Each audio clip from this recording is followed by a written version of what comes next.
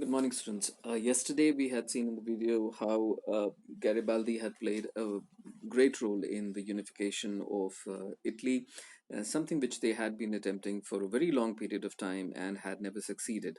Now, there are two names which have been mentioned in this chapter when it comes to the Italian unification quite a few number of times. As one is Garibaldi, of course, and the other one happens to be Mazzini. Now, Mazzini, we do not discuss Mazzini to the extent that we have done with Garibaldi for one very important reason, is that Garibaldi was there when the events were happening. Garibaldi was there when the action was happening. He was the one who was fighting with the sword. He was the one who was fighting with his red shirt soldiers, and he was the one who was on the ground staking his whole life on it. But Mazzini, we don't discuss him much for one very important reason, that like Garibaldi, Mazzini was never on the battlefield. He was in exile for most of his life in London. So he had spent most of his time in England. Of course, he used to once in a while did come to Piedmont, Sardinia. Then before England, he had spent about 4 or 5 years of his time in Switzerland. So he was more of an intellectual contributor, intellectual contributor, someone who was motivating his people with of course, Mazzini has written an extensive amount of in support of the unification of Italy, and why that monarchy should be overthrown, and why that the people should be given more powerful, and why should they be made masters of their own respective destinies and not the king or the ruler. Of course, intellectually he has made very significant role, and even today a lot of his writings are often read and quoted. But then, yes, when it comes to real actions, taking his life on the ground, then it was, of course, Garibaldi. Now, as you have to understand one very important thing, that even when in the 1861, even after that instrumental war in Italy, when it appeared that yes, unification had happened, and it did happen, a great part of Italy was now united. But then very important thing, that is today, which happens to be the Italian capital, that is Rome was still under French control. Okay, and the Italians had to wait for because the French army was, of course, an army which was one of the most powerful armies in Europe, and it could never be taken lightly. And Pope ruled in ruled in Rome with the help of this very French army. But even were not in favor of Rome, or rather the Romans and the Pope, because in around 1869, 1870, if you remember our previous videos when we were talking about German unification, the French were in great trouble because of the Otto von Bismarck saga. He had been barraging French right and left because he wanted uh, German unification, right? And he was on a head on collision with the French, and that is why the French did not have extra troops to spare in now other parts of Europe. And that is why when there was a decisive battle in 1870 between the Prussian forces and the French forces, or rather the French army, because if you remember, uh, I'd said that the Germans, or rather the Prussians, along with a great many number of members of the Confederation, they had invaded France in 1870. Okay, for a full-fledged battle, and the French needed those troops, so they recalled their soldiers from Rome. They told Pope that now we cannot support you anymore because we do not have troops to spare. We need them in our own mainland. And when the French left Rome, the French soldiers left Rome, there was no one to protect now Pope militarily. So Rome automatically became now part of unified Italy without a bullet being fired, and that happened in 1870. Okay, so that is how the unification thing had happened, and this is something. If you look at box 2, in the last sentence, the red shirts proved to be no match for the combined French and papal troops. It was only in 1870, when during the war with Prussia, France withdrew its troops from Rome, and that the papal states were finally joined to Italy. Okay, so that brings an end to unification of Italy. Then visualizing a nation. Now, visualize before we go into visualizing the nation.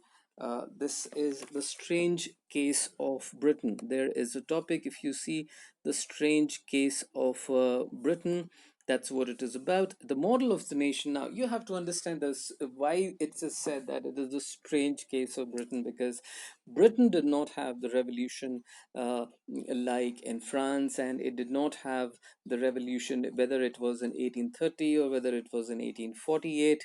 Britain somehow escaped those social anarchies, and those period of social anarchy and social chaos and social conflict. Britain somehow was there. The two very important reasons for that being, Britain happens to be an island, so it is not surrounded by, or rather its boundaries do not clash with any other country in Europe, because it's an island. Okay, so if you actually wanted to pick up a battle or a war with the British, you would have to cross English Channel. Okay, you'll have to have hundreds of ships, load them with soldiers, and then cross it. So this is not an easy thing to do.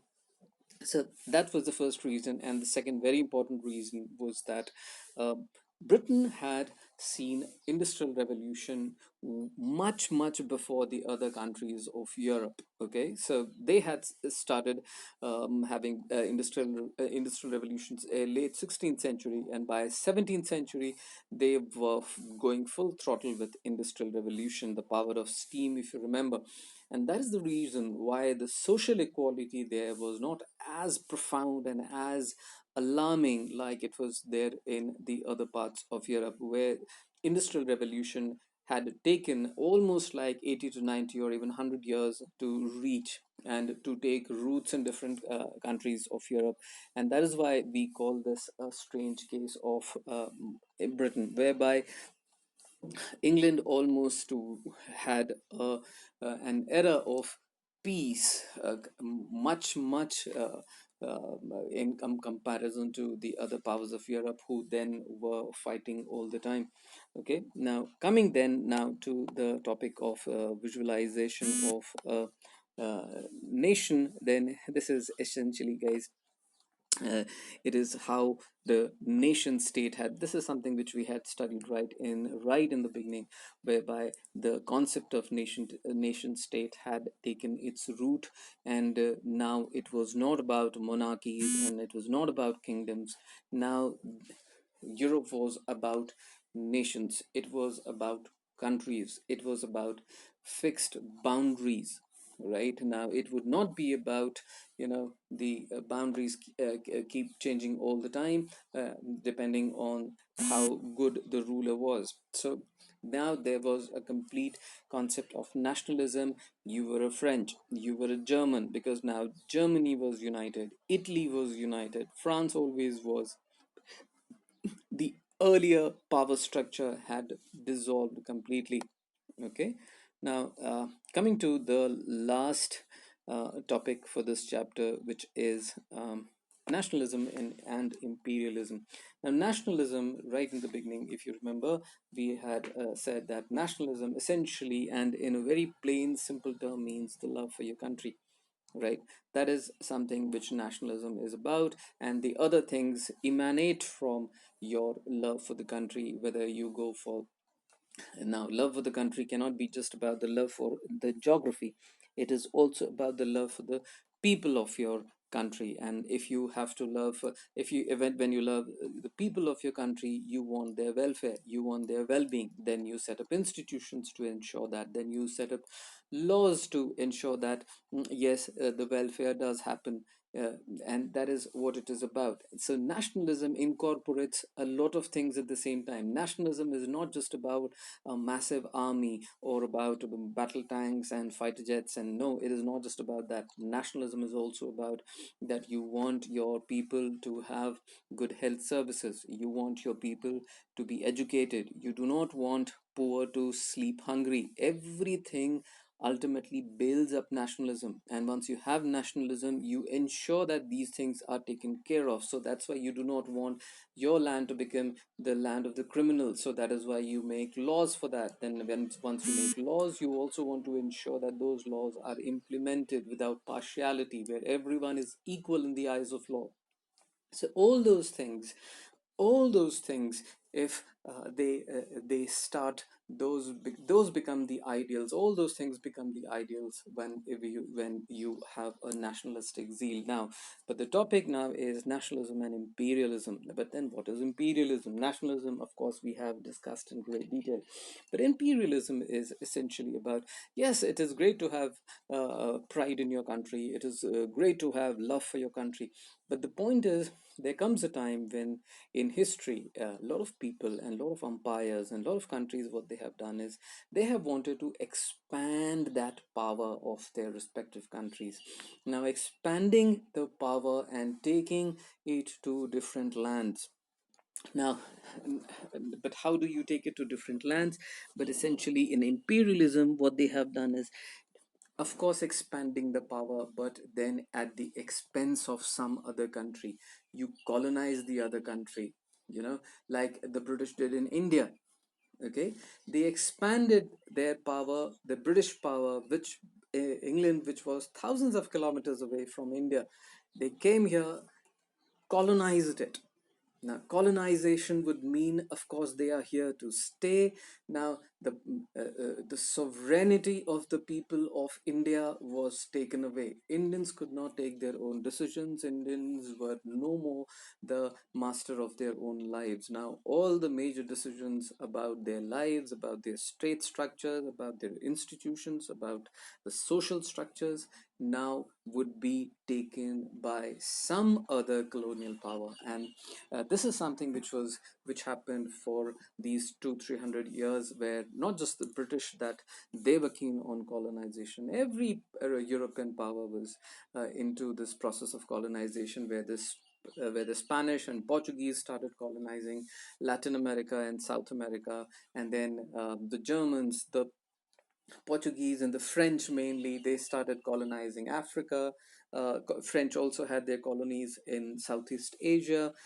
British, of course, had their colonies in South Asia, like India and then Burma, and of course, Sri Lanka, and everywhere you talk about, they started expanding their influence. Australia, of course, still happens to be under them. So that's how it was. Everyone was expanding. People wanted to expand the power of their respective states. Okay, thank you. So this brings an end to the chapter. I would like you to go through them.